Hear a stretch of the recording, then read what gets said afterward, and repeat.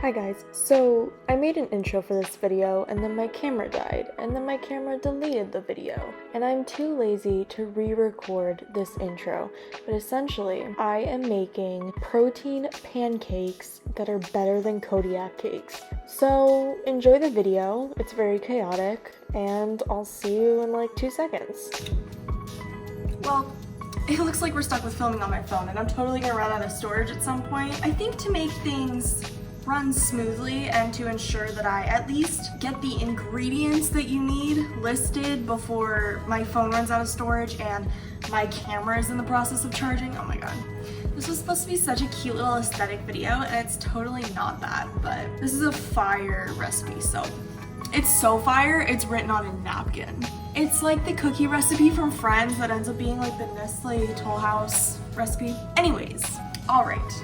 I'm also gonna have the recipe on the screen and in the description, so if you happen to miss something that I say, you didn't, don't you worry. So you're gonna need 3/4 of a cup of flour, 1/2 tablespoon of baking powder, 1/4 teaspoon of salt, or just a really generous pinch, 3/4 of a cup of milk, 1 egg, 2 tablespoons of butter melted.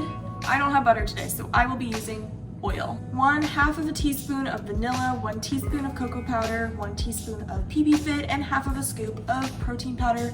Your flavor of choice. I would recommend something along the lines of vanilla, chocolate, or cookie dough because I feel like cotton candy might be a weird flavor mixed in with peanut butter.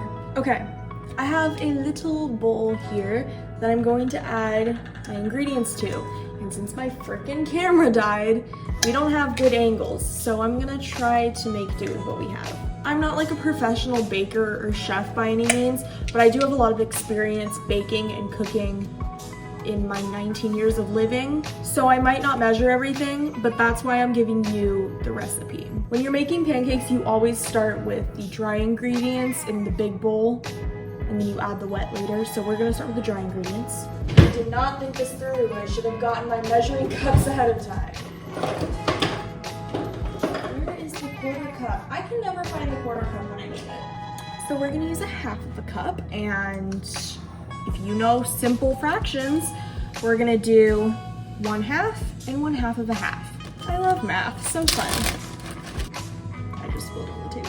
I like to clean up as I go because then it makes cleaning up later not as scary. Next, we're gonna add the baking powder. This is about 1/2 tablespoon. It's about 1/2 teaspoon. Also, while I'm at it, I'm gonna add the salt. I like to use pink Himalayan salt because, I don't know, I think it's better for you than table salt. Who knows? But you're gonna do 1/4 teaspoon, so that's just like a hefty pinch. So I'm just gonna do a couple cracks. Next, I'm gonna do some cocoa powder. I'm gonna do 1 teaspoon of cocoa powder. I'm also gonna do a teaspoon of the PB Fit. I love PB Fit.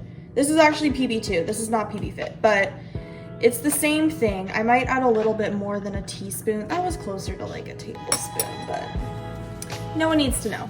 And then finally, I'm gonna add some protein powder. As suspected, I ran out of storage. Let's see. My phone is killing me. It ran out of storage again. I don't know what else to do besides wait for my camera to charge, but I wanna keep recording because I already started. If I run out of storage and you don't see me for like, well, for you, it's gonna be like a second. For me, it's gonna be probably like 30 minutes, but you know what I'm trying to say. Okay, anyways, 1/2 scoop of protein powder because I don't need the full scoop. Now I'm just giving this a little mixy mix, making sure all the, I almost said flours, making sure all the powders are combined. All right, and then in here I have all of the wet ingredients. That includes the egg, vanilla, milk, and I put oil because I don't have butter. I put olive oil because it's not as horrible for you as canola oil. I don't think it affects the taste as much. If it affects the taste for you, maybe make sure you have butter before making this. I also would highly recommend mixing your wet ingredients and your dry ingredients separately before adding them together because it'll make sure that everything is combined a lot quicker, because once you add the wet ingredients into the dry ingredients, there's only so many times you can mix it before the flour is overmixed and it gets kind of dense. So mix everything separately before combining because it makes it easier. Then you add your dry ingredient, that is your wet ingredients. We're gonna add your wet ingredients and then just give it a cute little mixy mix.